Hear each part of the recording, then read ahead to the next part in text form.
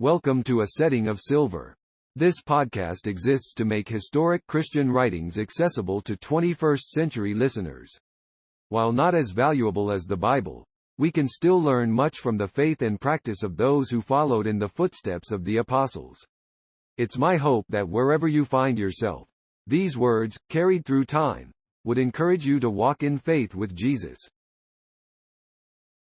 Before his conversion, Thascius Caecilianus Cyprianus, better known as Cyprian, was a wealthy, unmarried, aristocrat and rhetorician born sometime around AD 200. As a result of knowing a Carthaginian pastor, Caecilius, he became a Christian in 246.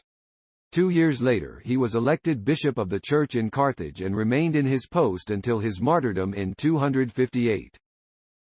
While Cyprian inherited much of the theological and moral outlook of Tertullian, his spirit is perhaps closer to that of Ignatius. His was a wartime bishopric, for in AD 250, the Decian persecution began and the government attempted to force Christians to sacrifice or be severely punished. As though that wasn't enough, a plague broke out in Carthage and there was schism in the Church of Rome. Through these trials, Cyprian remained committed to defending the faith and purity of the Church, holding steady in his conviction and steering the faithful through difficult moral and theological issues.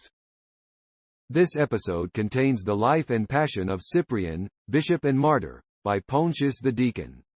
According to Jerome, one of the early church historians, Pontius lived in exile with Cyprian up till the latter's martyrdom. As its name suggests, this work is a touching tribute to someone who clearly left a mark on Pontius. His reputation, holiness, and faith remain an encouragement today and serves as an excellent introduction to the next author in this series. And now, please enjoy Pontius the deacon's description of the life and passion of Cyprian, martyr and bishop. Although Cyprian, the devout priest and glorious witness of God, composed many writings whereby the memory of his worthy name survives, and although the profuse fertility of his eloquence and of God's grace so expands itself in the exuberance and richness of his discourse, that he will probably never cease to speak even to the end of the world. Yet, since to his works and deserts it is justly due that his example should be recorded in writing, I have thought it well to prepare this brief and compendious narrative. Not that the life of so great a man can be unknown to any even of the heathen nations, but that to our posterity also this incomparable and lofty pattern may be prolonged into immortal remembrance.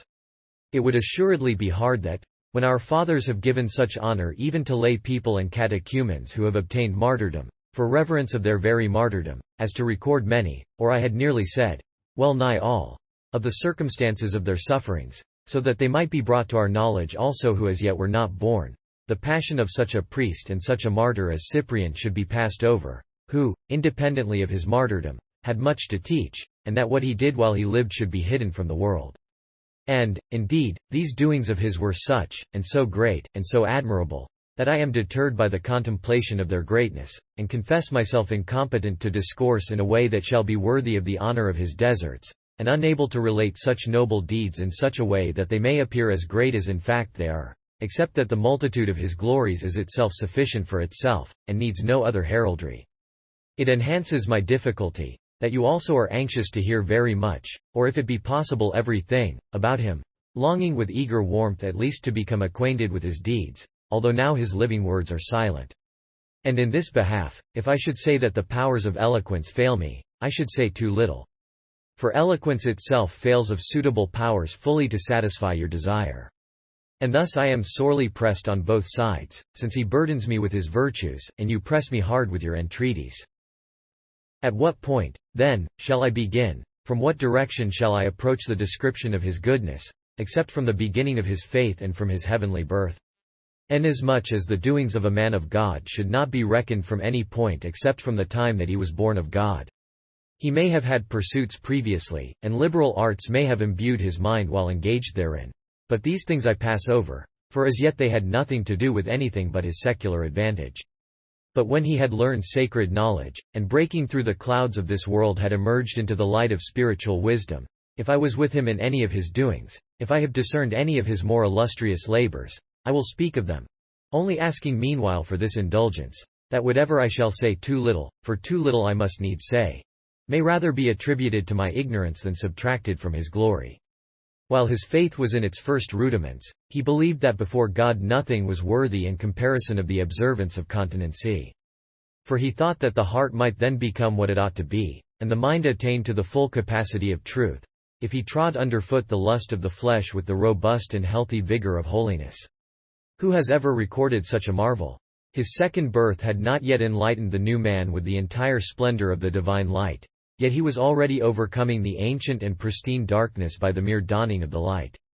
Then, what is even greater, when he had learned from the reading of Scripture certain things not according to the condition of his novitiate, but in proportion to the earliness of his faith, he immediately laid hold of what he had discovered, for his own advantage in deserving well of God. By distributing his means for the relief of the indigence of the poor, by dispensing the purchase money of entire estates, he at once realized two benefits: the contempt of this world's ambition, than which nothing is more pernicious, and the observance of that mercy which God has preferred even to his sacrifices, and which even he did not maintain who said that he had kept all the commandments of the law, whereby with premature swiftness of piety he almost began to be perfect before he had learnt the way to be perfect. Who of the ancients, I pray, has done this? Who of the most celebrated veterans in the faith, whose hearts and ears have throbbed to the divine words for many years, has attempted any such thing, as this man, of faith yet unskilled, and whom, perhaps, as yet nobody trusted, surpassing the age of antiquity, accomplished by his glorious and admirable labors? No one reaps immediately upon his sowing. No one presses out the vintage harvest from the trenches just formed. No one ever yet sought for ripened fruit from newly planted slips. But in him all incredible things concurred. In him the threshing proceeded, if it may be said, for the thing is beyond belief, preceded the sowing, the vintage the shoots, the fruit the root. The Apostles' epistle says that novices should be passed over, lest by the stupor of heathenism that yet clings to their unconfirmed minds, their untaught inexperience should in any respect sin against God. He first, and I think he alone, furnished an illustration that greater progress is made by faith than by time. For although in the Acts of the Apostles the eunuch is described as at once baptized by Philip, because he believed with his whole heart, this is not a fair parallel. For he was a Jew, and as he came from the temple of the Lord he was reading the prophet Isaiah, and he hoped in Christ, although as yet he did not believe that he had come. While the other, coming from the ignorant heathens, began with a faith as mature as that with which few perhaps have finished their course. In short, in respect of God's grace, there was no delay, no postponement. I have said but little, he immediately received the presbyterate and the priesthood. For who is there that would not entrust every grade of honor to one who believed with such a disposition? There are many things which he did while still a layman, and many things which now as a presbyter he did. Many things which, after the examples of righteous men of old, and following them with a close imitation, he accomplished with the obedience of entire consecration, that deserved well of the Lord. For his discourse concerning this was usually, that if he had read of any one being set forth with the praise of God, he would persuade us to inquire on account of what doings he had pleased God. If Job, glorious by God's testimony, was called a true worshipper of God, and one to whom there was none upon earth to be compared, he taught that we should do whatever Job had previously done, so that while we are doing like things we may call forth a similar testimony of God for ourselves. He, contemning the loss of his estate, gained such advantage by his virtue thus tried, that he had no perception of the temporal losses even of his affection. Neither poverty nor pain broke him down. The persuasion of his wife did not influence him. The dreadful suffering of his own body did not shake his firmness. His virtue remained established in its own home, and his devotion, founded upon deep roots, gave way under no onset of the devil tempting him to abstain from blessing his God with a grateful faith even in his adversity. His house was open to every comer. No widow returned from him with an empty lap. No blind man was unguided by him as a companion. None faltering in step was unsupported by him for a staff. None stripped of help by the hand of the mighty was not protected by him as a defender. Such things ought they to do, he was accustomed to say, who desire to please God. And thus running through the examples of all good men, by always imitating those who were better than others he made himself also worthy of imitation. He had a close association among us with a just man, and of praiseworthy memory, by name Caecilius, and in age as well as in honor a presbyter, who had converted him from his worldly errors to the acknowledgement of the true divinity. This man he loved with entire honor and all observance, regarding him with an obedient veneration, not only as the friend and comrade of his soul, but as the parent of his new life. And at length he, influenced by his attentions, was, as well he might be, stimulated to such a pitch of excessive love, that when he was departing from this world, and his summons was at hand, he commended to him his wife and children, so that him whom he had made a partner in the fellowship of his way of life, he afterwards made the heir of his affection. It would be tedious to go through individual circumstances, it would be laborious to enumerate all his doings. For the proof of his good works I think that this one thing is enough, that by the judgment of God and the favor of the people, he was chosen to the office of the priesthood and the degree of the episcopate while still a neophyte, and, as it was considered, a novice. Although still in the early days of his faith, and in the untaught season of his spiritual life, a generous disposition so shone forth in him, that although not yet resplendent with the glitter of office, but only of hope, he gave promise of entire trustworthiness for the priesthood that was coming upon him. Moreover, I will not pass over that remarkable fact, of the way in which, when the entire people by God's inspiration leapt forward in his love and honor, he humbly withdrew, giving place to men of older standing, and thinking himself unworthy of a claim to so great honor, so that he thus became more worthy. For he is made more worthy who dispenses with what he deserves. And with this excitement were the eager people at that time inflamed, desiring with a spiritual longing, as the event proved, not only a bishop, for in him whom then with a latent foreboding of divinity they were in such wise demanding, they were seeking not only a priest, but moreover a future martyr. A crowded fraternity was besieging the doors of the house, and throughout all the avenues of access an anxious love was circulating. Possibly that apostolic experience might then have happened to him, as he desired, of being let down through a window, had he also been equal to the apostle in the honor of ordination. It was plain to be seen that all the rest were expecting his coming with an anxious spirit of suspense, and received him when he came with excessive joy. I speak unwillingly, but I must needs speak. Some resisted him, even that he might overcome them. Yet with what gentleness, how patiently, how benevolently he gave them indulgence. How mercifully he forgave them, reckoning them afterwards, to the astonishment of many, among his closest and most intimate friends. For who would not be amazed at the forgetfulness of a mind so retentive? Henceforth who is sufficient to relate the manner in which he bore himself? What pity was his? What vigor? How great his mercy? How great his strictness? So much sanctity and grace beamed from his face that it confounded the minds of the beholders. His countenance was grave and joyous. Neither was his severity gloomy, nor his affability excessive, but a mingled tempering of both, so that it might be doubted whether he most deserved to be revered or to be loved, except that he deserved both to be revered and to be loved. And his dress was not out of harmony with his countenance, being itself also subdued to a fitting mean.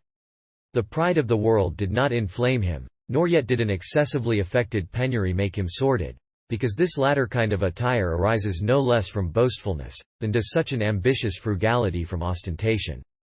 But what did he as bishop in respect of the poor, whom as a catechumen he had loved? Let the priests of piety consider, or those whom the teaching of their very rank has trained to the duty of good works, or those whom the common obligation of the sacrament has bound to the duty of manifesting love. Cyprian the bishop's cathedra received such as he had been before, it did not make him so. And therefore for such merits he at once obtained the glory of proscription also. For nothing else was proper than that he who in the secret recesses of his conscience was rich in the full honor of religion and faith, should moreover be renowned in the publicly diffused report of the Gentiles. He might, indeed, at that time, in accordance with the rapidity wherewith he always attained everything, have hastened to the crown of martyrdom appointed for him, especially when with repeated calls he was frequently demanded for the lions, had it not been needful for him to pass through all the grades of glory, and thus to arrive at the highest, and had not the impending desolation needed the aid of so fertile a mind. For conceive of him as being at that time taken away by the dignity of martyrdom. Who was there to show the advantage of grace, advancing by faith? Who was there to restrain virgins to the fitting discipline of modesty and a dress worthy of holiness, as if with a kind of bridle of the lessons of the Lord?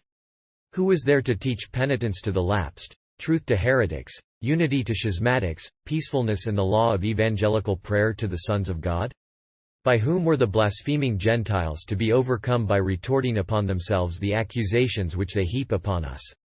by whom were Christians of too tender an affection, or, what is of more importance, of a too feeble faith in respect of the loss of their friends, to be consoled with the hope of futurity? Whence should we so learn mercy? Whence patience? Who was there to restrain the ill blood arising from the envenomed malignity of envy, with the sweetness of a wholesome remedy? Who was there to raise up such great martyrs by the exhortation of his divine discourse? Who was there, in short, to animate so many confessors sealed with a second inscription on their distinguished brows, and reserved alive for an example of martyrdom, kindling their ardor with a heavenly trumpet? Fortunately it occurred then, and truly by the Spirit's direction, that the man who was needed for so many and so excellent purposes was withheld from the consummation of martyrdom. Do you wish to be assured that the cause of his withdrawal was not fear? To allege nothing else, he did suffer subsequently, and this suffering he assuredly would have evaded as usual, if he had evaded it before. It was indeed that fear, and rightly so, that fear which would dread to offend the Lord, that fear which prefers to obey God's commands rather than to be crowned in disobedience. For a mind dedicated in all things to God, and thus enslaved to the divine admonitions, believed that even in suffering itself it would sin, unless it had obeyed the Lord, who then bade him seek the place of concealment. Moreover, I think that something may here be said about the benefit of the delay, although I have already touched slightly on the matter. By what appears subsequently to have occurred, it follows that we may prove that withdrawal was not conceived by human pusillanimity, but, as indeed is the case, was truly divine. The unusual and violent rage of a cruel persecution had laid waste God's people, and since the artful enemy could not deceive all by one fraud, wherever the incautious soldier laid bare his side, there in various manifestations of rage he had destroyed individuals with different kinds of overthrow. There needed someone who could, when men were wounded and hurt by the various arts of the attacking enemy, use the remedy of the celestial medicine according to the nature of the wound, either for cutting or for cherishing them. Thus was preserved a man of an intelligence, besides other excellences, also spiritually trained, who between the resounding waves of the opposing schisms could steer the middle course of the Church in a steady path. Are not such plans, I ask, divine? Could this have been done without God? Let them consider who think that such things as these can happen by chance. To them the Church replies with clear voice, saying, I do not allow and do not believe that such needful then are reserved without the decree of God. Still, if it seem well, let me glance at the rest. Afterwards there broke out a dreadful plague. An excessive destruction of a hateful disease invaded every house in succession of the trembling populace, carrying off day by day with abrupt attack numberless people, every one from his own house. All were shuddering, fleeing, shunning the contagion, impiously exposing their own friends, as if with the exclusion of the person who was sure to die of the plague, one could exclude death itself also. There lay about the meanwhile, over the whole city, no longer bodies, but the carcasses of many, and, by the contemplation of a lot which in their turn would be theirs, demanded the pity of the passers-by for themselves. No one regarded anything besides his cruel gains. No one trembled at the remembrance of a similar event. No one did to another what he himself wished to experience. In these circumstances, it would be a wrong to pass over what the Pontiff of Christ did, who excelled the pontiffs of the world as much in kindly affection as he did in truth of religion. On the people assembled together in one place he first of all urged the benefits of mercy, teaching by examples from divine lessons, how greatly the duties of benevolence avail to deserve well of God. Then afterwards he subjoined, that there was nothing wonderful in our cherishing our own people only with the needed attentions of love, but that he might become perfect who would do something more than the publican or the heathen, who, overcoming evil with good, and practicing a clemency which was like the divine clemency, loved even his enemies, who would pray for the salvation of those that persecute him, as the Lord admonishes and exhorts. God continually makes his sun to rise, and from time to time gives showers to nourish the seed, exhibiting all these kindnesses not only to his people, but to aliens also. And if a man professes to be a son of God, why does not he imitate the example of his father? It becomes us, said he, to answer to our birth, and it is not fitting that those who are evidently born of God should be degenerate, but rather that the propagation of a good father should be proved in his offspring by the emulation of his goodness. I omit many other matters, and, indeed, many important ones, which the necessity of a limited space does not permit to be detailed in more lengthened discourse, and concerning which this much is sufficient to have been said. But if the Gentiles could have heard these things as they stood before the rostrum, they would probably at once have believed. What, then, should a Christian people do, whose very name proceeds from faith? Thus the ministrations are constantly distributed according to the quality of the men and their degrees. Many who, by the straitness of poverty, were unable to manifest the kindness of wealth, manifested more than wealth, making up by their own labor a service dearer than all riches. And under such a teacher, who would not press forward to be found in some part of such a warfare, whereby he might please both God the Father, and Christ the Judge, and for the present so excellent a priest. Thus what is good was done in the liberality of overflowing works to all men, not to those only who are of the household of faith. Something more was done than is recorded of the incomparable benevolence of Tobias. He must forgive, and forgive again, and frequently forgive. Or, to speak more truly, he must of right concede that, although very much might be done before Christ, yet that something more might be done after Christ, since to his times all fullness is attributed. Tobias collected together those who were slain by the king and cast out, of his own race only. Banishment followed these actions, so good and so benevolent. For impiety always makes this return, that it repays the better with the worse. And what God's priest replied to the interrogation of the proconsul, there are acts which relate. In the meantime, he is excluded from the city who had done some good for the city's safety, he who had striven that the eyes of the living should not suffer the horrors of the infernal abode. He, I say, who, vigilant in the watches of benevolence, had provided, O wickedness, with unacknowledged goodness, that when all were forsaking the desolate appearance of the city, a destitute state and a deserted country should not perceive its many exiles. But let the world look to this, which accounts banishment a penalty. To them, their country is too dear, and they have the same name as their parents. But we abhor even our parents themselves if they would persuade us against God. To them, it is a severe punishment to live outside their own city. To the Christian, the whole of this world is one home. Wherefore, though he were banished into a hidden and secret place, yet, associated with the affairs of his God, he cannot regard it as an exile. In addition, while honestly serving God, he is a stranger even in his own city. For while the continency of the Holy Spirit restrains him from carnal desires, he lays aside the conversation of the former man, and even among his fellow citizens, or, I might almost say, among the parents themselves of his earthly life, he is a stranger. Besides, although this might otherwise appear to be a punishment, yet in causes and sentences of this kind, which we suffer for the trial of the proof of our virtue, it is not a punishment, because it is a glory. But, indeed, suppose banishment not to be a punishment to us, yet the witness of their own conscience may still attribute the last and worst wickedness to those who can lay upon the innocent what they think to be a punishment. I will not now describe a charming place, and, for the present, I pass over the addition of all possible delights. Let us conceive of the place, filthy in situation, squalid in appearance, having no wholesome water, no pleasantness of verdure, no neighboring shore, but vast wooded rocks between the inhospitable jaws of a totally deserted solitude, far removed in the pathless regions of the world. Such a place might have borne the name of exile, if Cyprian, the priest of God, had come thither, although to him, if the ministrations of men had been wanting, either birds, as in the case of Elias, or angels, as in that of Daniel, would have ministered. Away, away with the belief that anything would be wanting to the least of us, so long as he stands for the confession of the name. So far was God's pontiff, who had always been urgent in merciful works, from needing the assistance of all these things. And now let us return with thankfulness to what I had suggested in the second place, that for the soul of such a man there was divinely provided a sunny and suitable spot, a dwelling, secret as he wished, and all that has before been promised to be added to those who seek the kingdom and righteousness of God.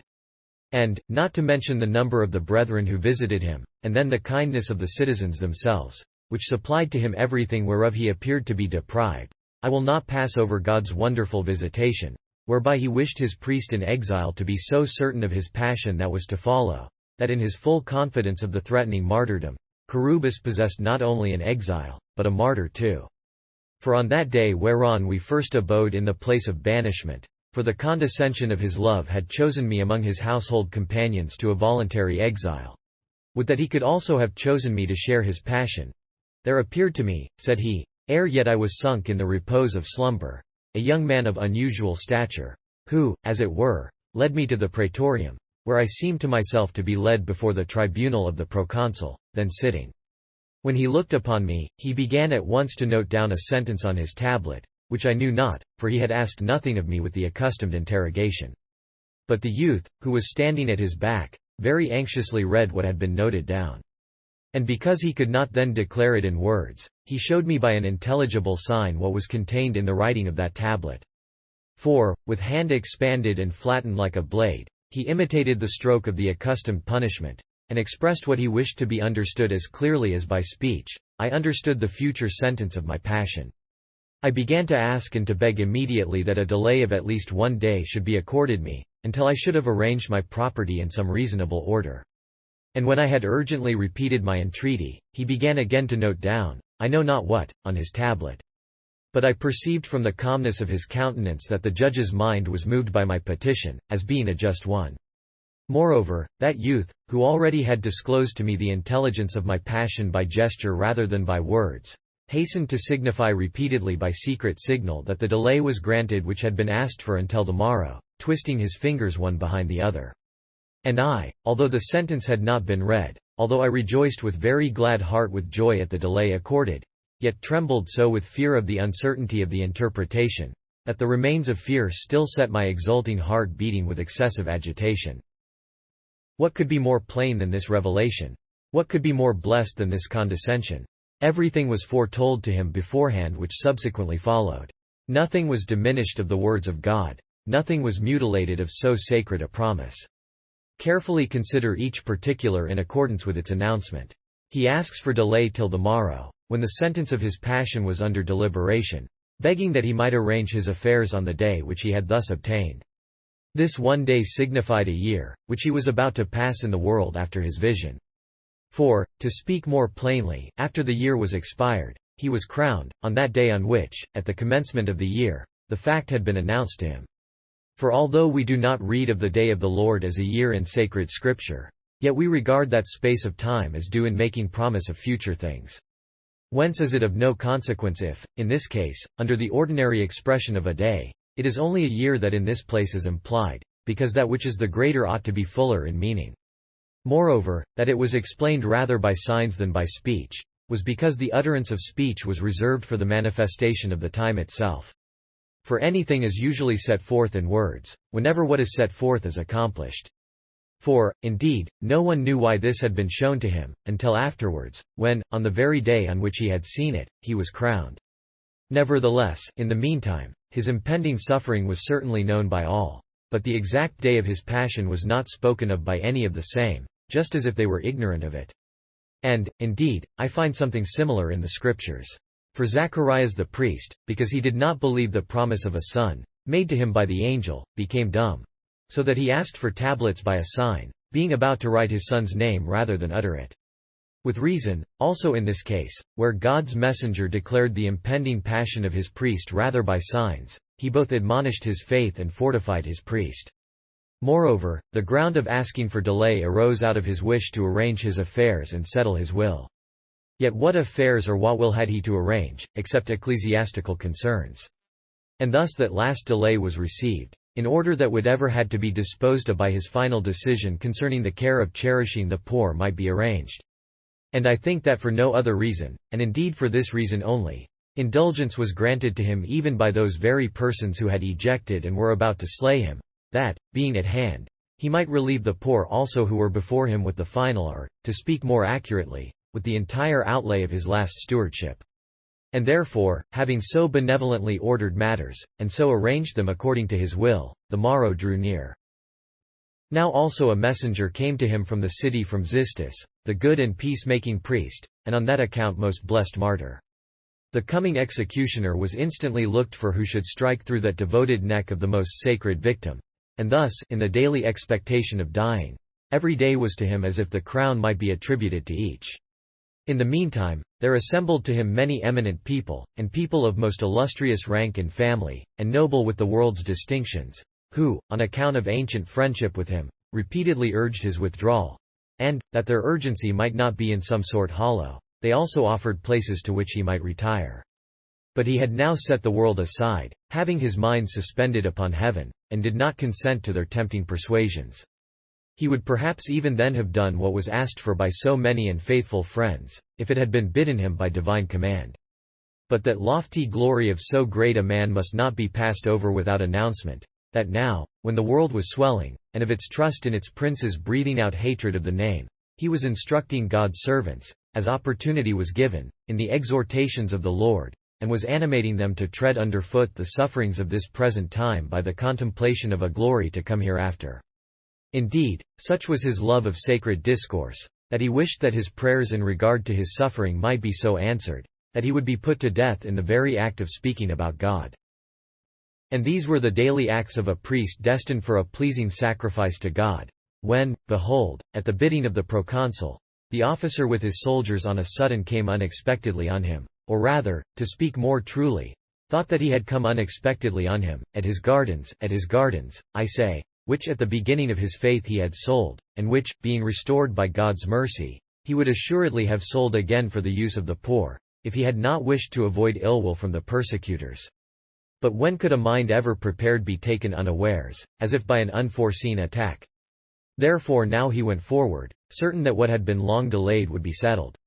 He went forward with a lofty and elevated mien, manifesting cheerfulness in his look and courage in his heart. But being delayed to the morrow, he returned from the praetorium to the officer's house, when on a sudden a scattered rumor prevailed throughout all Carthage, that now Thascius was brought forward, whom there was nobody who did not know as well for his illustrious fame in the honorable opinion of all, as on account of the recollection of his most renowned work. On all sides all men were flocking together to a spectacle, to us glorious from the devotion of faith, and to be mourned over even by the Gentiles. A gentle custody, however, had him in charge when taken and placed for one night in the officer's house, so that we, his associates and friends, were as usual in his company. The whole people in the meantime, in anxiety that nothing should be done throughout the night without their knowledge, kept watch before the officer's door. The goodness of God granted him at that time, so truly worthy of it, that even God's people should watch on the passion of the priest. Yet, perhaps, someone may ask what was the reason of his returning from the praetorium to the officer. And some think that this arose from the fact, that for his own part the proconsul was then unwilling. Far be it from me to complain, in matters divinely ordered, of slothfulness or aversion in the proconsul. Far be it from me to admit such an evil into the consciousness of a religious mind, as that the fancy of man should decide the fate of so blessed a martyr. But the morrow, which a year before the divine condescension had foretold, required to be literally the morrow. At last that other day dawned, that destined, that promised, that divine day, which, if even the tyrant himself had wished to put off, he would not have had any power to do so, the day rejoicing at the consciousness of the future martyr. And, the clouds being scattered throughout the circuit of the world, the day shone upon them with a brilliant sun. He went out from the house of the officer, though he was the officer of Christ and God, and was walled in on all sides by the ranks of a mingled multitude. And such a numberless army hung upon his company, as if they had come with an assembled troop to assault death itself. Now, as he went, he had to pass by the racecourse. And rightly, and as if it had been contrived on purpose, he had to pass by the place of a corresponding struggle, who, having finished his contest, was running to the crown of righteousness. But when he had come to the praetorium, as the proconsul had not yet come forth, a place of retirement was accorded him. There, as he sat moistened after his long journey with excessive perspiration, the seat was by chance covered with linen, so that even in the very moment of his passion he might enjoy the honor of the episcopate. One of the officers, Tesserarius, who had formerly been a Christian, offered him his clothes, as if he might wish to change his moistened garments for drier ones, and he doubtless coveted nothing further in respect of his proffered kindness than to possess the now blood-stained sweat of the martyr going to God. He made reply to him, and said, "We apply medicines to annoyances which probably today will no longer exist. Is it any wonder that he despised suffering in body who had despised death in soul? Why should we say more? He was suddenly announced to the proconsul. He is brought forward. He is placed before him. He is interrogated as to his name. He answers who he is, and nothing more. And thus, therefore, the judge reads from his tablet the sentence which lately in the vision he had not read, a spiritual sentence, not rashly to be spoken, a sentence worthy of such a bishop and such a witness, a glorious sentence, wherein he was called a standard-bearer of the sect, and an enemy of the gods, and one who was to be an example to his people, and that with his blood discipline would begin to be established. Nothing could be more complete, nothing more true, than this sentence. For all the things which were said, although said by a heathen, are divine. Nor is it indeed to be wondered at, since priests are accustomed to prophesy of the Passion. He had been a standard-bearer, who was accustomed to teach concerning the bearing of Christ's standard. He had been an enemy of the gods, who commanded the idols to be destroyed. Moreover, he gave example to his friends, since, when many were about to follow in a similar manner, he was the first in the province to consecrate the first fruits of martyrdom. And by his blood discipline began to be established. But it was the discipline of martyrs, who, emulating their teacher, in the imitation of a glory like his own, themselves also gave a confirmation to discipline by the very blood of their own example. And when he left the doors of the praetorium, a crowd of soldiery accompanied him, and that nothing might be wanting in his passion, centurions and tribunes guarded his side. Now the place itself where he was about to suffer is level, so that it affords a noble spectacle, with its trees thickly planted on all sides. But as, by the extent of the space beyond, the view was not attainable to the confused crowd, persons who favored him had climbed up into the branches of the trees, that there might not even be wanting to him, what happened in the case of Zacchaeus, that he was gazed upon from the trees. And now, having with his own hands bound his eyes, he tried to hasten the slowness of the executioner, whose office was to wield the sword, and who with difficulty clasped the blade in his failing right hand with trembling fingers, until the mature hour of glorification strengthened the hand of the centurion with power granted from above to accomplish the death of the excellent man, and at length supplied him with the permitted strength. O blessed people of the Church, who as well in sight as in feeling, and, what is more, in outspoken words, suffered with such a bishop as theirs, and, as they had ever heard him in his own discourses, were crowned by God the Judge. For although that which the general wish desired could not occur, viz., that the entire congregation should suffer at once in the fellowship of a like glory, yet whoever under the eyes of Christ beholding, and in the hearing of the priest, eagerly desired to suffer, by the sufficient testimony of that desire did in some sort send a missive to God, as his ambassador. His passion being thus accomplished, it resulted that Cyprian, who had been an example to all good men, was also the first who in Africa imbued his priestly crown with blood of martyrdom, because he was the first who began to be such after the apostles.